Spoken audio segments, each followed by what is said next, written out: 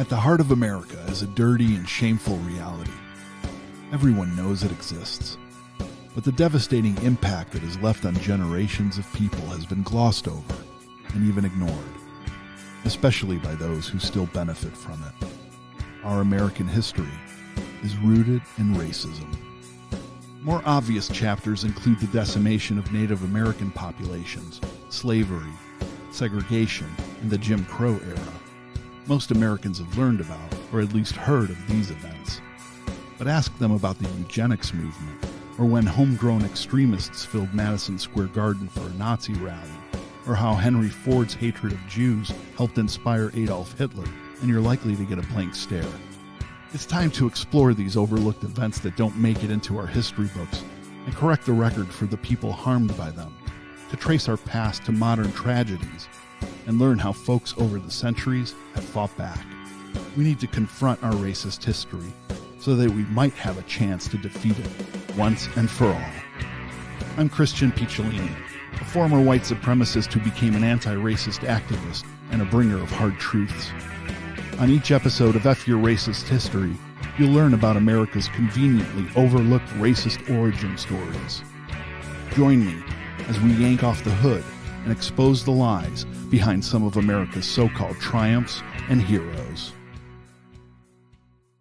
What a great honor to be able to introduce for the first time ever anywhere the 45th President of the United States of America, Donald J. Trump.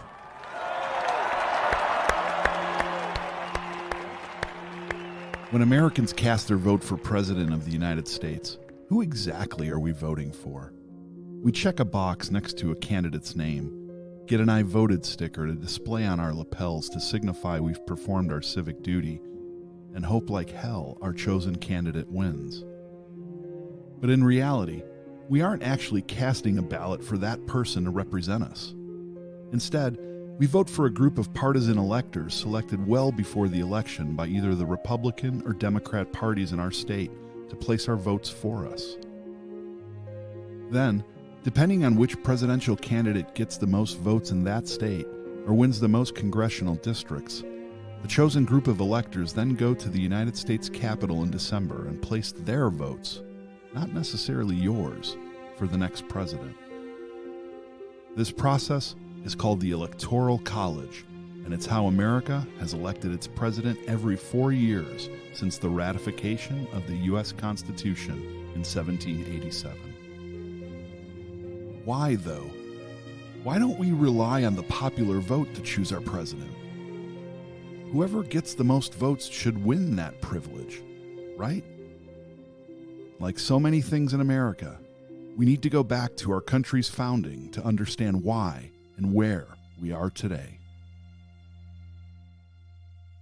This is episode 4 of F Your Racist History, Blocking the Ballot Box.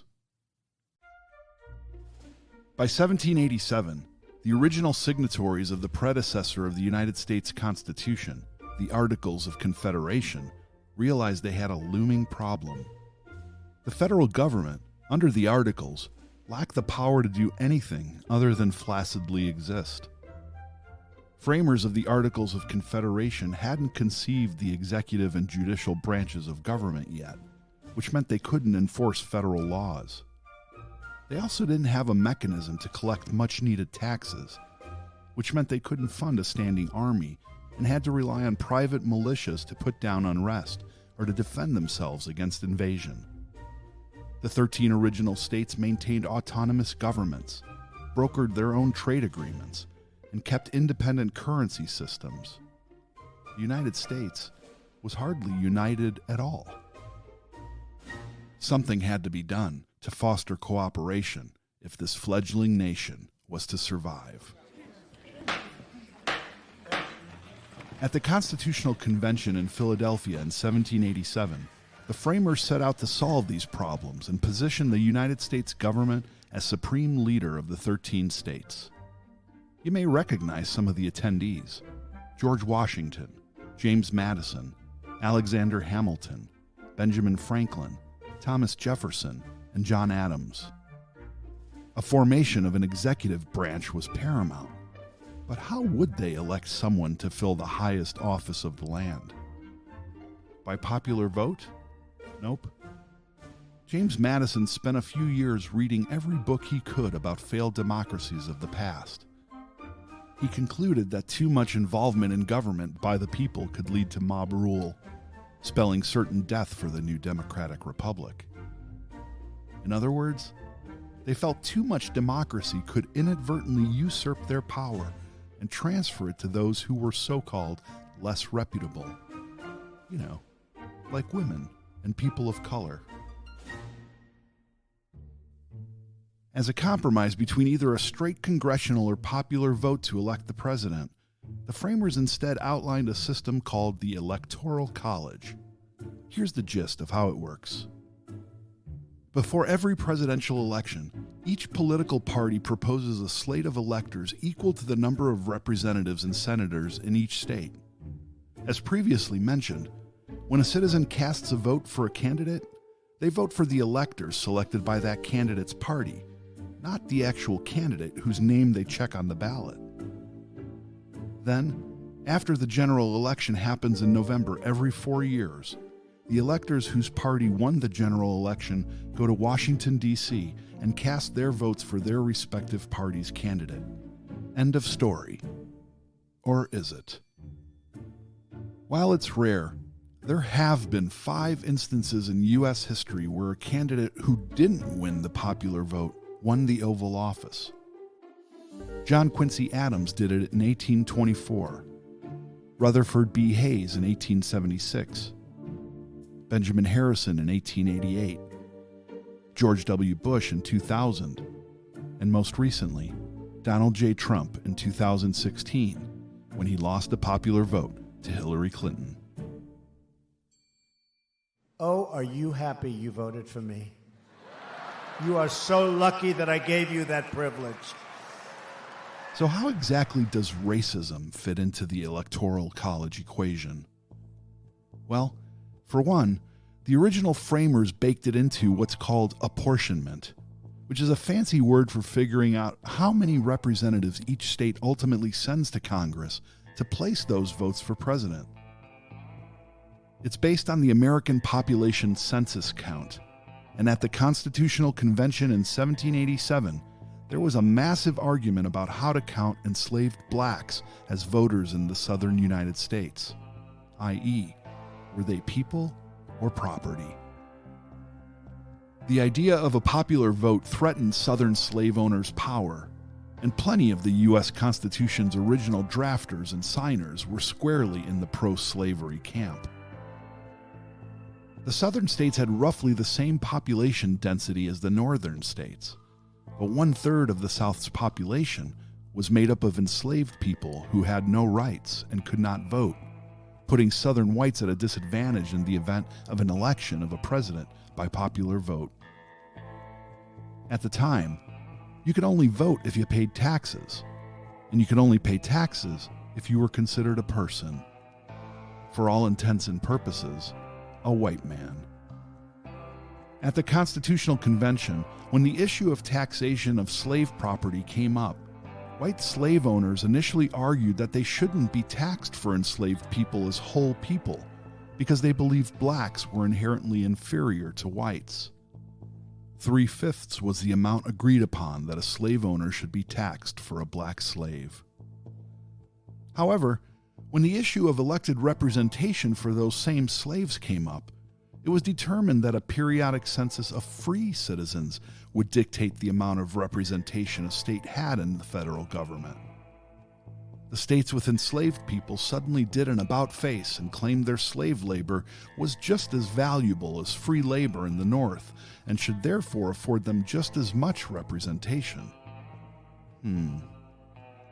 Northern delegates chided their sudden turnaround, arguing that if everyone agreed a black enslaved person was equal to just 3/5 of a white person for the purposes of taxation, then that ratio should also be extended to enslaved people when discussing representation. Toward the end of the debates, the Southern delegates threatened to walk away from discussions altogether, so both sides patched together a bipartisan compromise outlined in Article 1, Section 2 of the United States Constitution. Representatives and direct taxes shall be apportioned among the several states which may be included within this Union, according to their respective numbers, which shall be determined by adding to the whole number of free persons, including those bound to service for a term of years, and excluding Indians, not taxed, 3/5 of all other persons. Notice they didn't say slave here. That's because there were serious objections to using the word slave in a document that also declared all men were created equal, even if, in actuality, the framers of our Constitution were forming a system of government designed to uphold the sanctity of white autonomy. It's all about the optics. This compromise all but ensured the dominance of white slaveholding politicians in American government until the Civil War broke out in 1861. This is our daily look at all of the numbers, all of the polls, all of the maps behind the road to 218 and a House majority for each party. National political parties like we know them today didn't burst onto the scene with the country's founding. They formed and grew over time as politicians learned how to consolidate power and exploit loopholes in the law.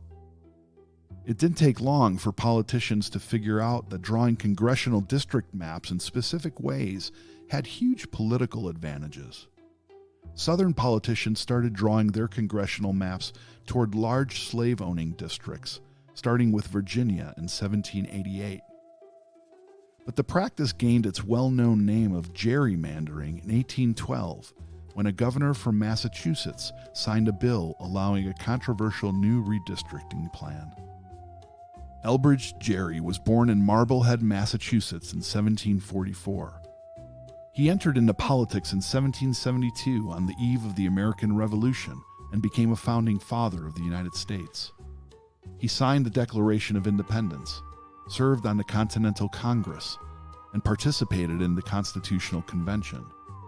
After serving President John Adams as a foreign diplomat to France, Gerry retired from politics in the early 1800s and settled into life as a businessman in Massachusetts, until he became so disgusted with the behavior of his political foes, the Federalists, that he re-entered politics. A quick aside. Our current two-party system of Democrat and Republican evolved from a host of other political parties from the early 1800s, including the Whigs, the Federalist Party, and the Democratic Republicans. The main differences between these parties are not important for today's story. However, for Elbridge Gerry's story, just remember his political rivals, the Federalists, were for a strong central government, and Gerry's Democratic Republicans were for states' rights, limited central government, and saw themselves as the everyman party. Gerry came out of retirement in 1810 to run for governor of Massachusetts for the Democratic Republican Party.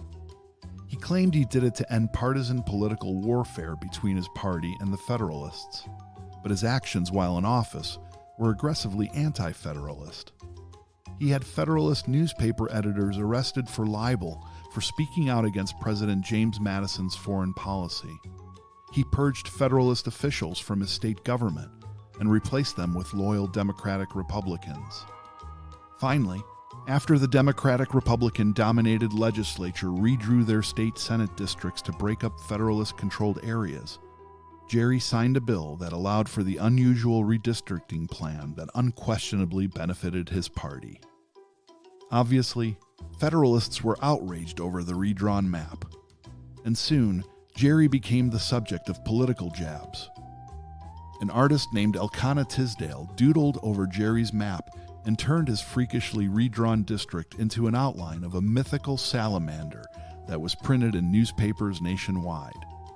Critics coined it the gerrymander, and the name for this despicable vote-rigging practice has stuck ever since. The maneuver soon became commonplace in American politics. Every 10 years after performing the census, the parties in power redrew congressional district lines to benefit themselves in upcoming elections. They would use the tactic to either, quote, crack voting districts, i.e. break up groups of voters they saw as harmful to their re-election chances, or, quote, pack them, draw high numbers of voters together to lessen or bolster their impact on upcoming state and federal elections. In time, politicians also realized other ways to manipulate voting maps in their favor. The practice of splitting up communities of black and brown voters to ensure they can't elect a candidate that represents them is one that comes to mind. This form of racial gerrymandering was popular in the South following the Civil War, when newly freed black men tried to exercise their right to vote or run for office after the 15th Amendment was ratified in 1870. In a form of prison gerrymandering, the Census Bureau counts prisoners in the districts where they are incarcerated, instead of in their home districts. Since most prisoners come from urban or largely black and brown populated areas and are imprisoned in rural, mostly white areas, this gives a population boost and therefore more representation clout to rural white prison towns versus the inmates' home districts. This is a problem in particular in Massachusetts, with the towns of Billerica, Dartmouth, Dedham, Framingham, Ludlow, Plymouth, and Walpole, each containing a precinct where up to 35% of the precinct's representatives are directly attributable to the Census Bureau's prison miscount. Voting districts are required to be drawn with an even distribution of residents so one person, one vote can generally be adhered to. But in every state except Maine and Vermont, as well as the District of Columbia, felons can't vote while incarcerated. Therefore, the vote of the person who lives in a small town with a large prison population has substantially more power than a person who lives in a large urban area. While prisoners' bodies are counted to impact voting maps, even as their own voices can't be included, felons only receive restoration of voting rights upon release in some states. In others, they're not restored until after parole or probation is finished, or after any restitution or outstanding fines are paid. In other states, felons lose their voting rights indefinitely, or they require a governor's pardon in order for them to be restored. Things used to be worse in this regard. Numerous states have passed laws to expand voting access to people with felony convictions. But despite these reforms, as of 2020, over 5 million Americans remain disenfranchised. And because black people have been disproportionately incarcerated, 1 out of every 16 African Americans has lost their voting rights due to felony disenfranchisement laws, versus 1 in every 59 non-black voters. Although reforms have since been made to voting rights laws in Florida, the political impact that felony disenfranchisement laws can have were quite evident there in the 2000 presidential election. Even a nonviolent, low-level offense like drug possession was counted as a felony, and many drug offenders who never faced any jail time were barred from voting that year. The outcome of the Florida vote and of the 2000 presidential race came down to just a few hundred votes. But over 200,000 black men, 31% of all African American men in the state at the time, were not allowed to vote in that election. During the Reconstruction era that followed the Civil War, states retained control over who was allowed suffrage, or the right to vote, within their borders, even as it pertained to national elections. The 14th Amendment, adopted in 1868, however, guaranteed equal protection for all American citizens, regardless of skin color, under the law, superseding the 3/5 compromise language in the Constitution. To spell it out further, and ensure full citizenship rights for formerly enslaved people following the passage of the 14th Amendment, Congress passed the 15th Amendment. The rights of citizens of the United States to vote shall not be denied or abridged by the United States or by any state on account of race, color, or previous condition of servitude. The amendment was ratified in February of 1870 and is often credited with finally enfranchising black men with the right to vote. For Native Americans, however, It wasn't until the Snyder Act of 1924, which granted Native Americans born in the United States full citizenship, that they could enjoy the rights granted by the 15th Amendment. And in some states, not until the 1960s, since it was left up to the states to decide who has the right to vote. The passage of the 15th Amendment also exposed a racist fissure within the women's suffrage movement in America. Some white women of the American Equal Rights Association, like Susan B. Anthony and Elizabeth Cady Stanton, who had been fighting for their own right to vote since the 1840s, refused to support the ratification of this amendment because it didn't provide universal suffrage for women. The American Equal Rights Association dissolved in 1869 over the issue, and Susan B. Anthony and Elizabeth Cady Stanton formed the female-only National Women's Suffrage Association. The group primarily worked towards white women's suffrage and often utilized racist talking points. After all, just because you are oppressed doesn't mean you can't oppress others. For example, Elizabeth Cady Stanton said that the 15th Amendment, quote, creates an antagonism everywhere between educated, refined women and the lower orders of men, especially in the South. As far as black women were concerned, the American suffrage movement all but omitted them. Black women faced oppression from all sides, both gendered and racial. Intersectionality wasn't yet in the American vocabulary. We'll delve into the racism of the women's movement in a later episode. The population of formerly enslaved people that had been used to inflate representation in government for slave states via the 3/5 Compromise could now, in theory, represent themselves and their best interests, at least the black men. Unfortunately, racists had other plans. The Ku Klux Klan, established after the Civil War by white supremacist ex-Confederate soldiers and military officers, aimed to violently suppress these new black voters, their allies, and in some instances, white Republicans. Keep in mind, the more progressive Republican Party at this time in American history doesn't reflect the modern-day version that is associated with more conservative and sometimes racist values. The Klan had become a full-blown terrorist organization by the 1868 election. There were at least 1,000 politically and racially motivated murders in Louisiana and 2,000 in Kansas alone, and thousands more across the South in the lead-up to Election Day. Harassment, beatings, and other forms of intimidation were also rampant.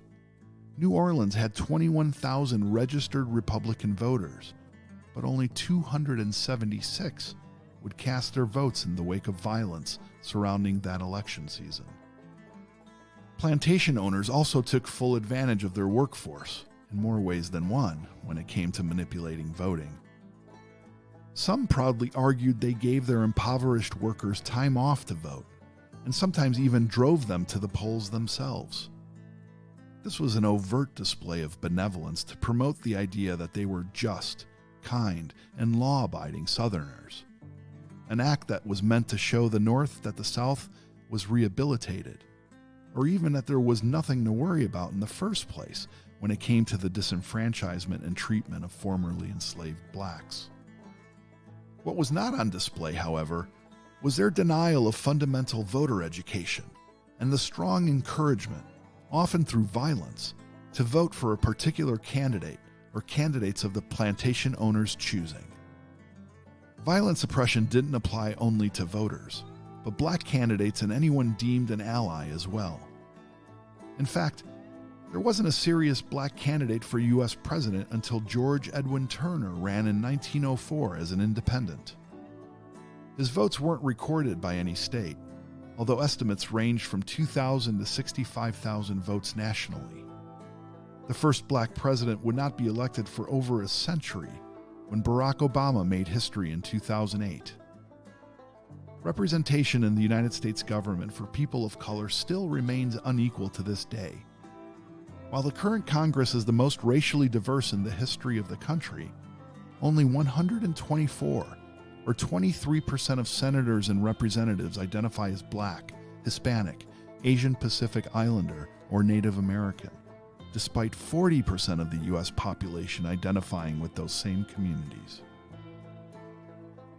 In the Jim Crow South, wholly legal methods accounted for the most common form of racist disenfranchisement and voter suppression.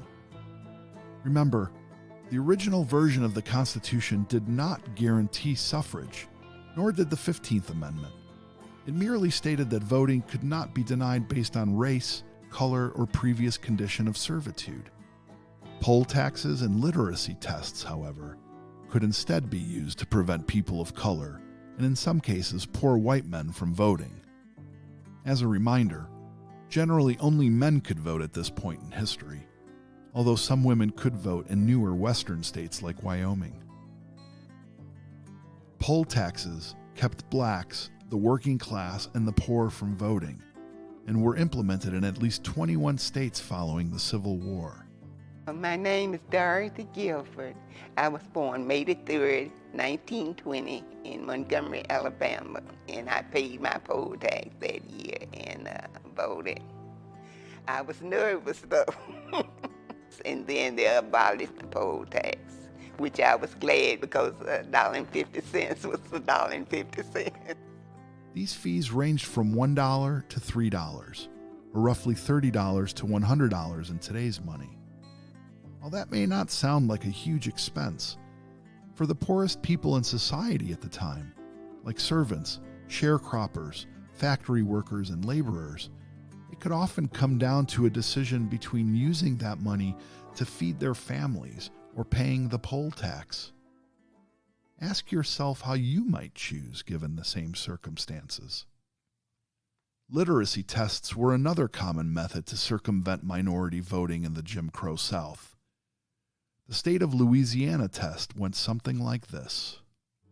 Go! This test is to be given to anyone who cannot prove a 5th grade education. One wrong answer denotes failure of the test. You have 10 minutes to complete this test. Circle the first letter of the alphabet in this line. Why are there 2 firsts? In the first circle below, write the last letter of the first word beginning with the letter L.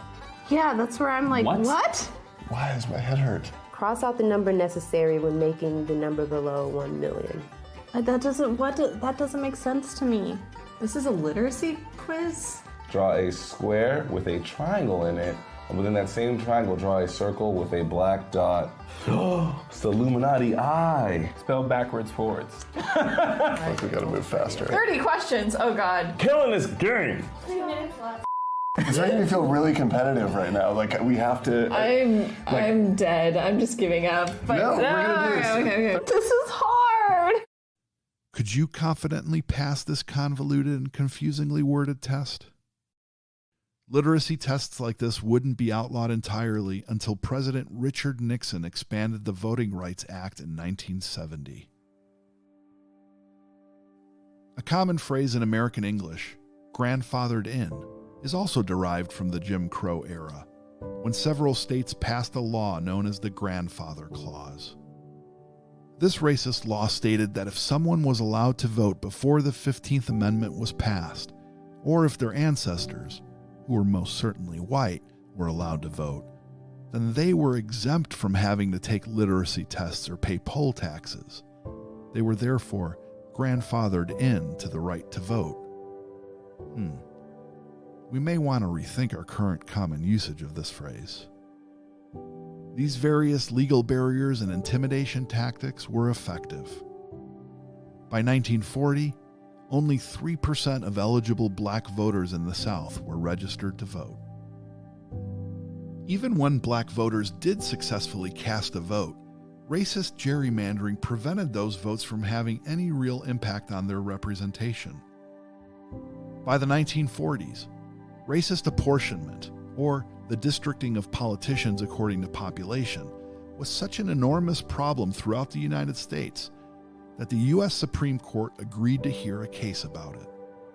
Their 1946 decision in Colgrove versus Green set a devastating precedent by removing all legal recourse available to voters who dared challenge these discriminatory district maps. The petitioner, Kenneth W. Colgrove, claimed that congressional districts in his state of Illinois were so uneven in their population counts that it was unconstitutional, therefore invalidating previous congressional elections. But the Supreme Court punted the responsibility away, ruling the obligation to regulate abortion lay outside the court system. It was the duty of Congress.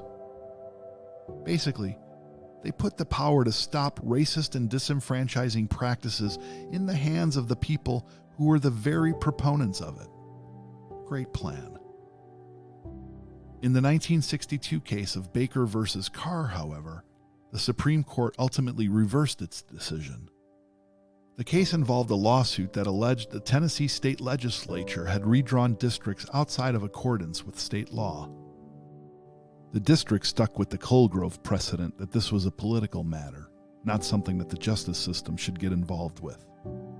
The claimant appealed, and the Supreme Court ultimately made a decision stating that these cases were indeed under the purview of the court, and breaches of state apportionment law were in violation of the Equal Protection Clause under the 14th Amendment to the U.S. Constitution.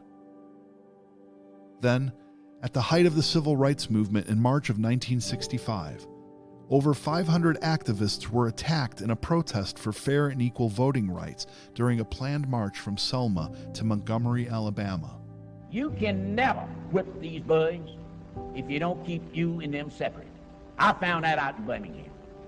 You've got to keep the white and the black separate.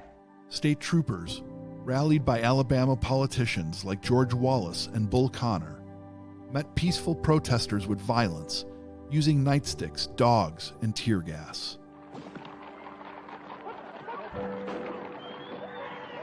Many were left bloodied and beaten as they attempted to flee the police violence. Some of the brutality was captured on film, and the day became known as Bloody Sunday. After the incident in Selma, President Lyndon B. Johnson stepped in and signed the Voting Rights Act into law. What happened in Selma is part of a far larger movement which reaches into every section and state of America. It is the effort of American Negroes to secure for themselves the full blessings of American life. Their cause must be our cause too.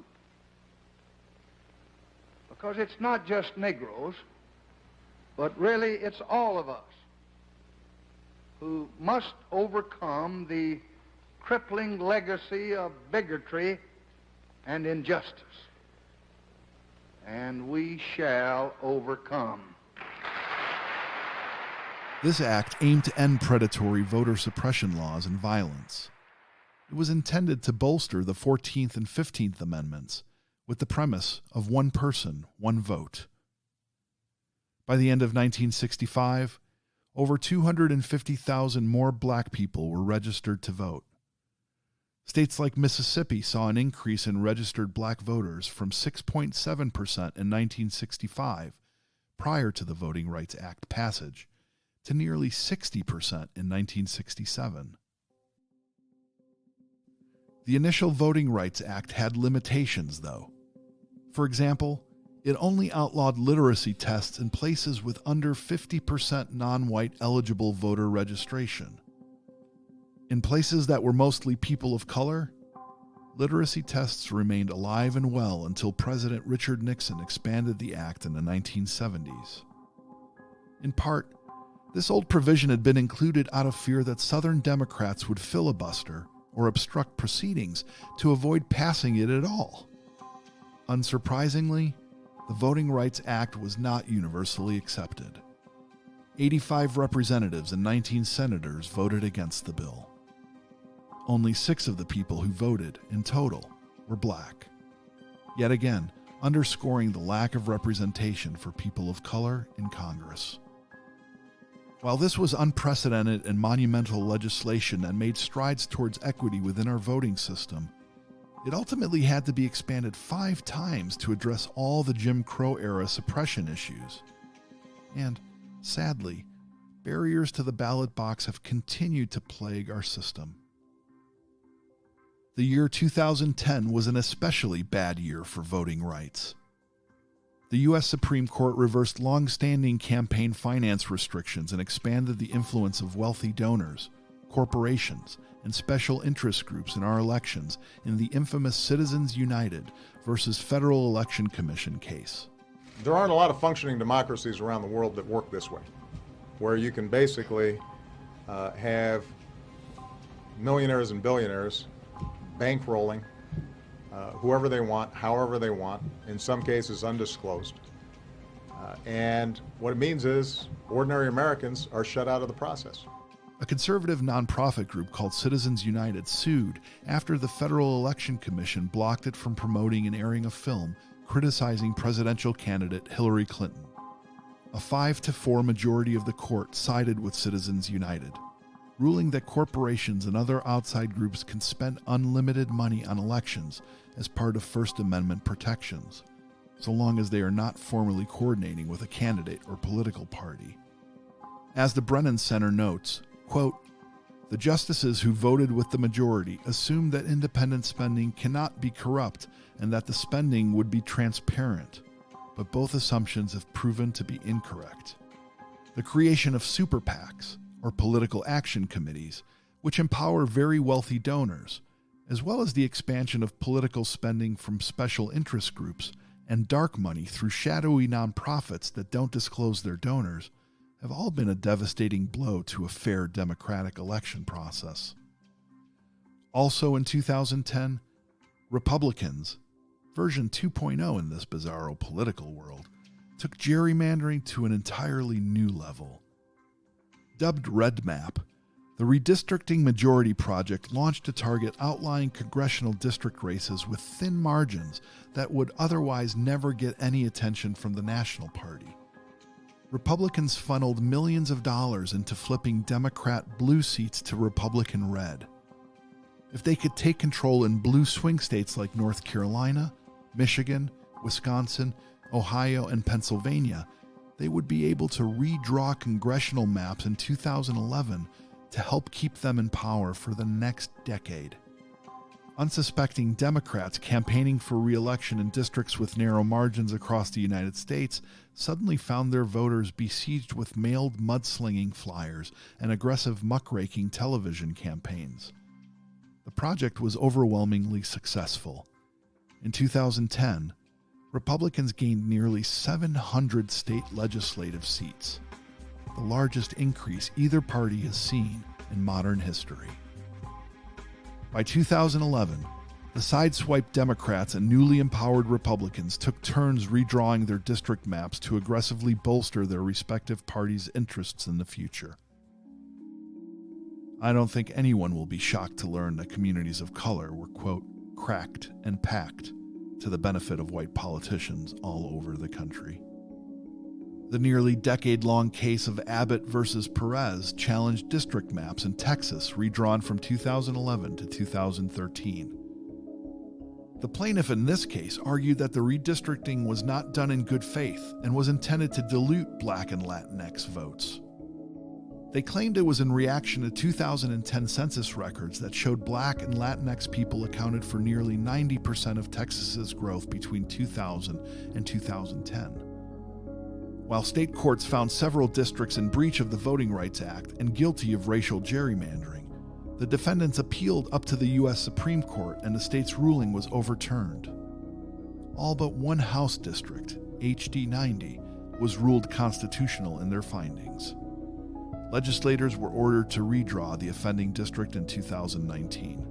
The Supreme Court has just issued a ruling in a case challenging part of a historic voting rights law. The lawsuit focuses on the federal government's power to review any change in voting procedures. It applies to 16 states where there's a history of discrimination against minority voters. The 1965 Voting Rights Act had included a provision that established a formula for the federal government to use in identifying jurisdictions with problematic histories of racial discrimination so that they would need to get pre-approval before changing their voting laws. But the Supreme Court's decision in the 2013 Shelby County versus Holder case essentially gutted this special provision. Justice Ruth Bader Ginsburg said gutting the law that has helped end voter discrimination is like throwing away your umbrella in a rainstorm because you are not getting wet. That means that now, in the wake of the recent census, for the first time in decades, as districts and states begin to draw their voting maps, areas with a history of racist voting practices won't have to get pre-clearance for their voting maps from the Justice Department. In yet another move that disproportionately affects voters of color, despite in-person voter fraud being exceedingly rare, Alabama, Kansas, Mississippi, New Hampshire, Pennsylvania, Rhode Island, South Carolina, Tennessee, Texas, Virginia, and Wisconsin all passed new voter identification laws in 2011 or 2012. Some states have especially strict valid photo ID laws, which require voters to present only one of a few forms of government-issued photo ID in order to vote.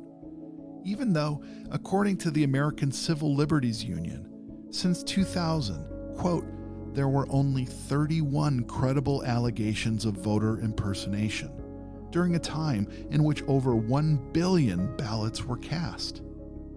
These types of laws unfairly discriminate against black and brown voters, of whom 25% don't have a current valid ID, as compared to roughly only 8% of white voters who don't. Fraud when voting by mail is also incredibly rare, yet many states require extensive signature matching, witness affidavits, copies of photo identification, and other barriers that make it easier to discard perfectly legal ballots. For example, the ACLU also found that at least 97% of discarded mail-in ballots in Ohio from the 2020 elections were authentic. Many people weren't even notified when their ballot had been discarded, despite it being a legal requirement to do so.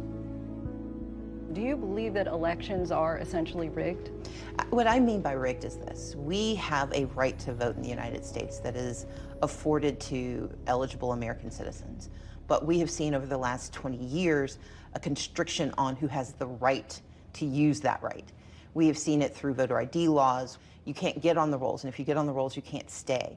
You may not be able to cast your ballot because they close your precinct or they change the rules. That's rigging the game.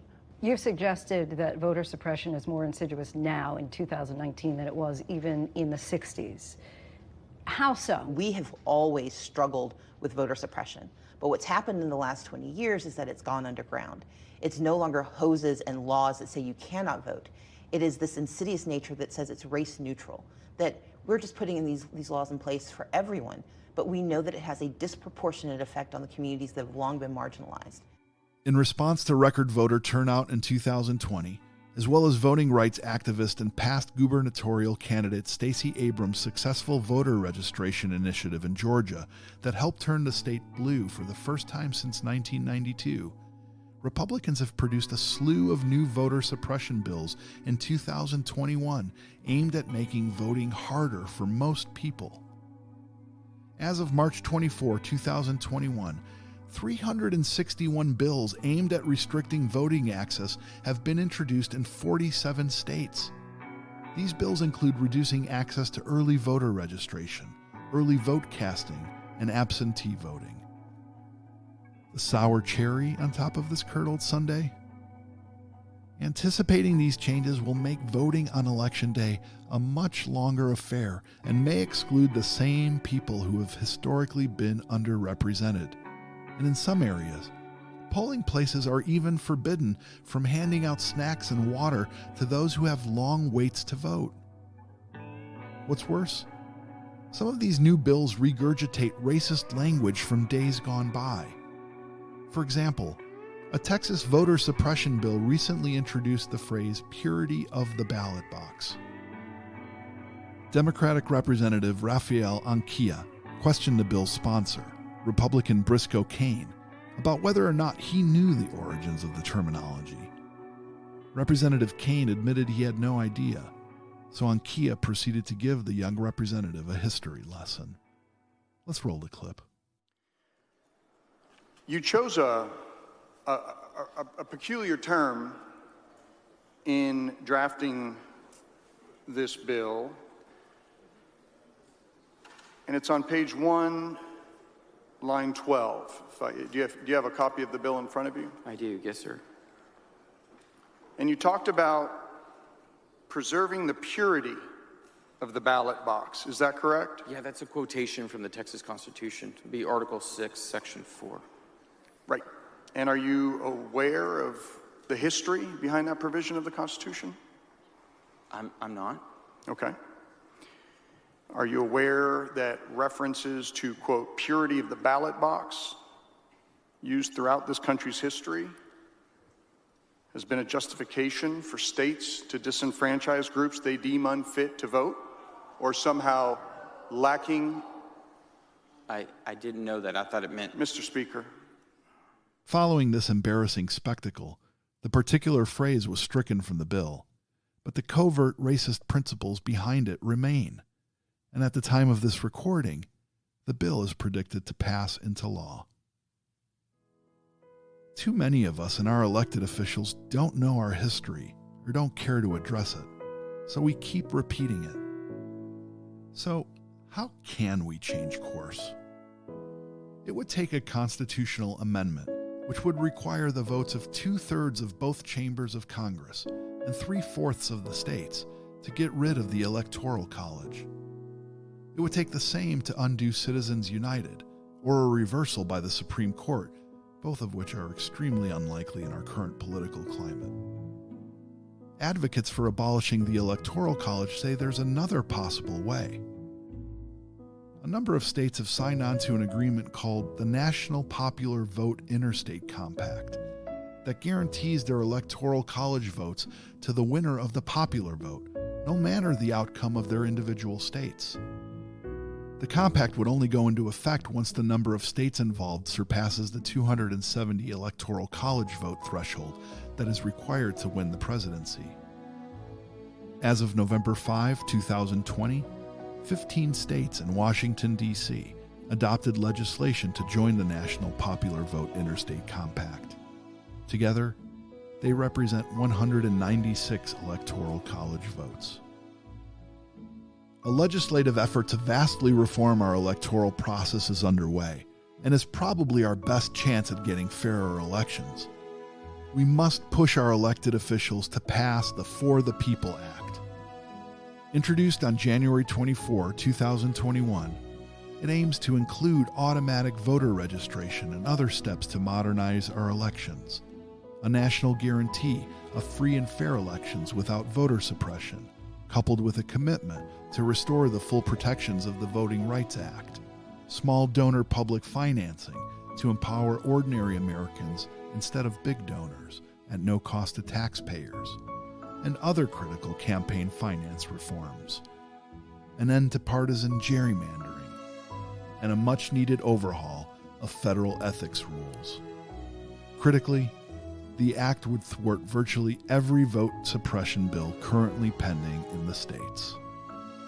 Job one to fight back against the manipulation of democracy is to reinforce and bolster the Voting Rights Act, not further pick it apart and dismantle it. The people working to restrict voting access are the same ones who benefit from fewer people voting. Remember that. To put it plainly, we're in the middle of an existential crisis. Bit by bit, year by year, hard-fought rights that took decades to pass are being dismantled. It's time we fight for all citizens to easily exercise their right to vote and have it be counted. That's all for today. Join me next time as we shine a light on another shameful chapter of our country's racist past. We can't beat the problem if we can't see it. You've been listening to F Your Racist History.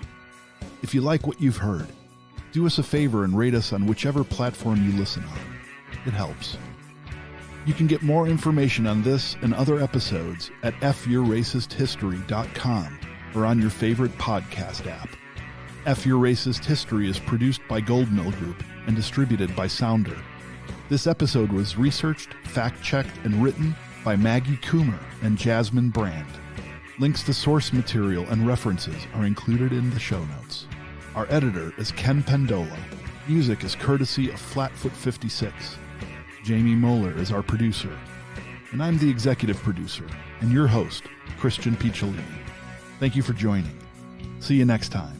And as always, F your racist history.